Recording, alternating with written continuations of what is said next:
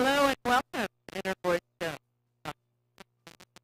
And welcome to another episode of a show that is really for you, and we talk about all that is important in your life, in your business, and all the areas of your life that you are interested in.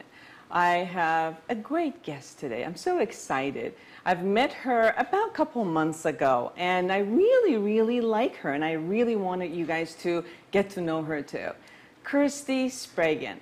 Oh my God, she is amazing. She is here. She's an international speaker. She's an author, and she's a TV host. She has been named the Australian Oprah. So welcome. Thank you. It's wonderful to be here. Great to have you here. It's an absolute pleasure. So Kirsty, I know that you got this name from the LA Today's show, actually, that they called you the Australian Oprah. Now, there's a reason for that. So tell me. Look, I think that really it came from them seeing the kind of show that I was creating. I think there's very few people who do talk shows with everyday people who are living ordinary lives with extraordinary stories. Yes. And who are going through depression, human trafficking, addiction, all kinds of things. So I think it was just for them a natural sort of assimilation affinity to go, oh, well, she's just like Oprah. I want you guys to see that clip. So we're going to start with that clip, and then we're going to talk about her TV show and what she actually does on her TV show. She is a former real estate agent from Western Australia who's moved to Hollywood in the hope of becoming the next Oprah Winfrey. Nine's US Bureau Chief Robert Penfold caught up with Kirsty in her LA home and her TV studio. Have a look. Welcome to the home of Kirsty TV, where her apartment doubles as her studio. We're going to just shoot an intro out here. That's for you. It's show day, and Kirsty Spraggon, host, producer, researcher, makeup artist and financial backer, is getting her TV face on. We started with like 2 people in my living room, and now we have 7. Her show at the moment is on the internet, and one day she hopes on national television. And yes, one of her idols is Oprah. And if O can do it, well, Kirsty says, why not me? It's worth it when you get that one email from someone who says that it's changed their life, that, you know, it made them feel more confident, or they went and did something because of it. We've had over 6,000 views just on the YouTube channel alone. Would we love millions of hits and views? Yes, but everything starts with 1, with 10, with 100, and as it's growing and growing. So join in on the conversation, and we'll see you next time on Kirsty TV. And joining us now is Kirsty, who's in our Hollywood studio this morning. Kirsty, you are a multi-talented, multi-skilled woman. Can you tell us what it was like before this big move? What were you doing then? Well, originally I was from Perth, and I moved to Sydney to get into the motivational speaking side of things.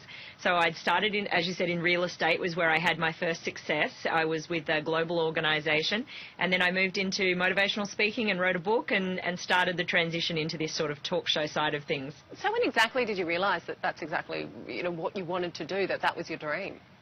It's so bizarre because I found a journal entry when I left real estate that I'd written that said, I'm going to become an international speaker, author and TV host. Oh, wow. And then I didn't remember writing it. And sort of a year later when I'd published the book, I was like, really? I'd actually written I was going to do that? Because at the time I was like, where did this all come from? So I don't know, I guess it was there in the back of my mind, you know, probably 5-6 years ago now. Power of positive thinking. Now, so what did you do when you decided, okay, I'm going to pack up, I'm going to move? Tell us about that. Well, it wasn't as quick as that, because getting a visa to live in the US and, you know, having a sponsor and all of that is a bit of a transition. So I made a couple of moves. I moved from Perth to Sydney first and rebuilt there for 4 years. And I was sort of checking things out in the US. I'd come over and go to New York, and I didn't really have the confidence at the time, or not even the confidence, but the energy, because it had been such a big move to move from Perth to Sydney, to start all over again in a new industry, to leave my family and friends. I felt like I wasn't ready to do that all over again. And then once I sort of felt ready, a couple of years ago, I started making the plans, and I moved to LA probably just under 18 months ago. and love it. It's, you know, one of the best cities in the world. Hollywood's amazing, and, you know, started everything here. Now, your whole setup, as we saw in Rob's story, it's currently in your apartment. That's right. Two things. How's that going for you? And also, are you hoping to move to a studio eventually? Yeah, I mean, look, it's been amazing to start there, because I think how many people like Oprah or Ellen or Larry King get to start in their apartment. So, and actually Larry King now has a show that he does from home, and it's online. So, you know, I'm hanging out with the best of the best. But I love it. It's, you know, a really beautiful experience to start so organically, and to be with friends and people who, you know, are part of that journey and that process with you. I have what I call I'll provide the drink and you provide the think meetings. My first screening was in my bedroom with 5 girlfriends with little notepads. So it's been beautiful, but of course I want to move into a studio, where this month we're looking at filming in about 4 weeks, and we're currently looking at studio spaces and talking to corporate sponsors about them coming on board so that we can do live studio audience taping. And that's really where I want to grow things to, where we can have a live audience. Oh, we hope to watch your progress. Kirsty, thank you very much for joining us. We wish you the best of luck. Thank you so much. How good is it to see? So, Kirsty, if they wanted to actually see the hundreds of episodes that you've made in your television show, they can go to kirsty.com, kirstytv.com, and they can see the show. What is it about the show and the interviews that you do that it's gotten so much talk around the town? I think, you know, I receive emails from people every week, and they're people who are feeling alone and lost in their situation, that they're the only one who's been abused or traumatized, or the only one who's suffering depression or suicidal thoughts, or has recently been diagnosed with cancer or an STD. And in that headspace, it's very lonely. Yes. And they write, I had someone write the other day and say, I know you're not a lifeline, but I had this question because I don't know anyone else in my world who's going through it, and I don't know anyone else I can talk to. And so I think that's what deeply resonates with people, that I'm not alone, that there is someone else who has been through this. And that was, for me, one of the core reasons for starting the show, that I myself had been in a place some 18 years ago where I thought I was the only one going through something.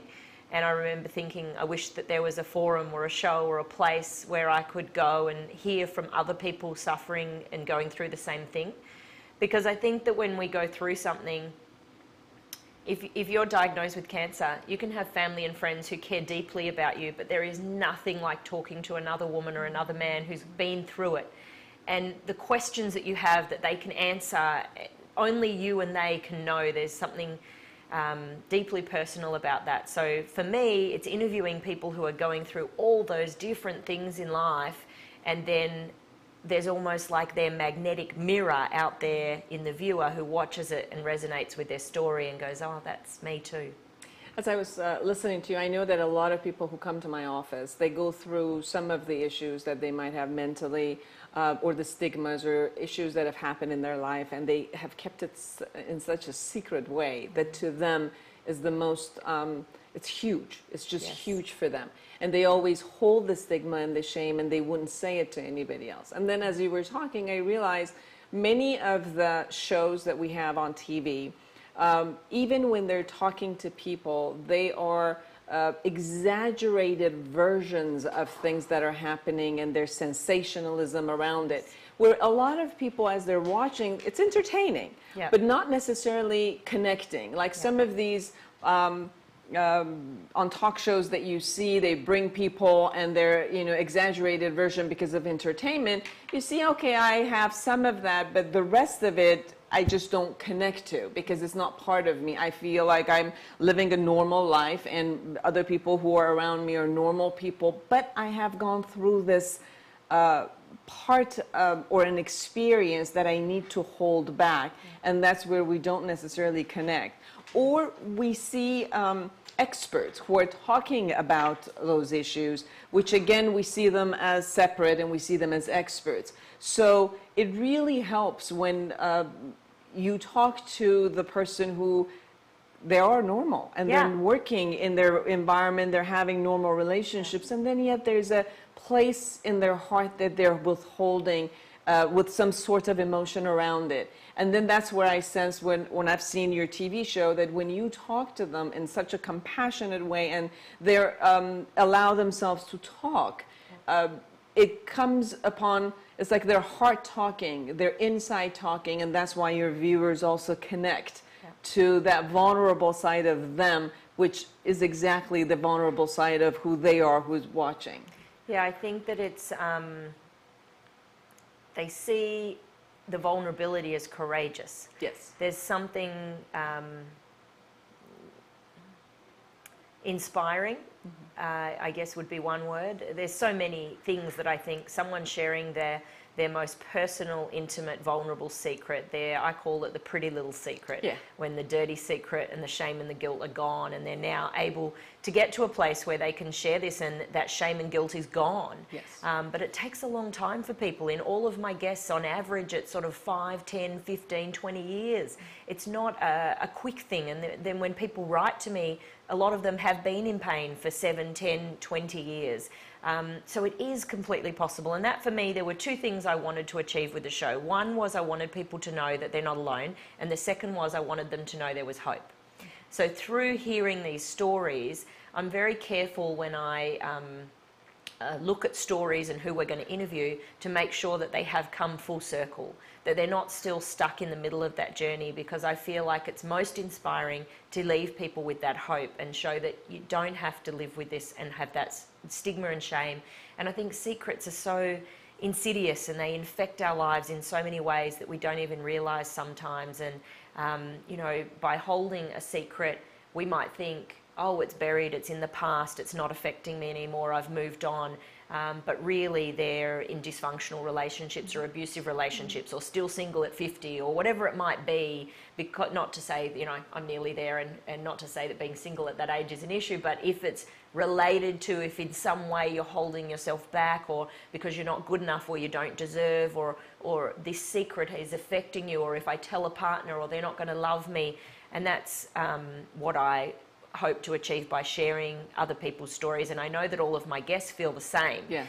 They all were in that place once before. They know what it means to hear from someone else who's been through it. They know what it means to live free of that stigma and that shame. It's important what you're saying, which is when we hold a secret, we're not just holding the secret. Yeah. We hold so many other parts of us from ourselves and others, and we block. And when we block, it's almost like the essence of who we are. We block the passion, the livelihood. And then based on holding that secret, as you said, we come up with a lot of adjectives about ourselves, about beliefs about ourselves, which really brings down our self-esteem and self-confidence. And through those negative beliefs that we hold upon ourselves, we stop our growth, our relatedness to others, sharing who we are with others, and then we kind of isolate ourselves in that way. And that, you know, stops us from being a success and fulfilling our ultimate passion and who we are in the world. And in that way, sharing that secret in the most vulnerable place, and yet, as I hear from you, when we've passed through the journey and we're powerful now, and we're not in the utmost level of our powerlessness, which usually any type of those stigmas or issues it will create for all of us. But when we've created the courage and strength to go beyond the powerlessness toward empowerment, and we feel empowered, and then talk from that place of recognizing who we were in that place of fragility, let's say, and then how we've been able to become powerful in sharing that journey is really helpful for people who are hearing it, and it touches their heart, and it's almost like it transfers the power to them in a sense. Well, I hope so. You know, I've received emails from people who are finally getting help and are seeing a psychologist or a counsellor or a therapist for the first time in 10 years sometimes. They've suffered from depression or suicidal thoughts, or just been stuck in some way, unable to have relationships or healthy relationships. And so that makes me really proud that that has been the cause and effect of it. But there's so many things you just touched on there, and in terms of the secrets, and I shared with you, I did a TEDx talk, and the title of the talk was "You're Only as Sick as Your Secrets." And for me, I really truly believe that secrets make us sick. It manifests in so many different ways. And I thought when I got to a place when I could share, because I'd been slowly sharing my own personal secret with partners and family members over the years, and to get to the place where I could share it publicly, I never thought I would ever be there. I mean, 18 years ago, if you'd told me that, I would have been horrified. I would have wanted to throw up at the idea of ever telling anyone something so shameful that held such a stigma for me.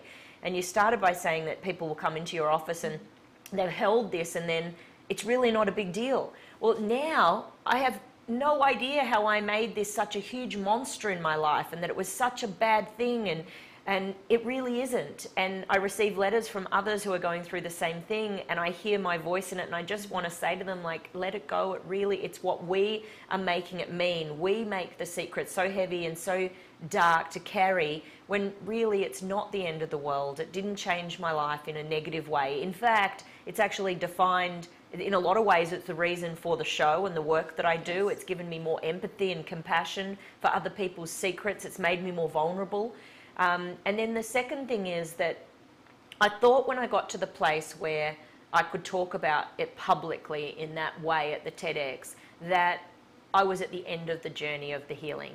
And what I've realised this last 6 months since then is that it was just the beginning. Yes. It cracked me open, my heart, in ways that I didn't know I had even been held back. Yes. And I've done so much work over the years, therapy and EFT and every technique you can imagine.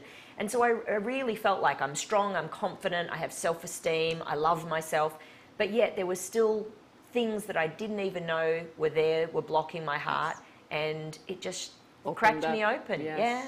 Yeah. And I know So that it's you amazing. do so much. You're an author. You have written a book about businesses and how to succeed in your business. And I know that you are also an international speaker, and many of large corporations call upon you to come in and do motivational speaking, sales speaking, and how to bring about passion and relatedness for them and who they are with others. So we're going to be right back.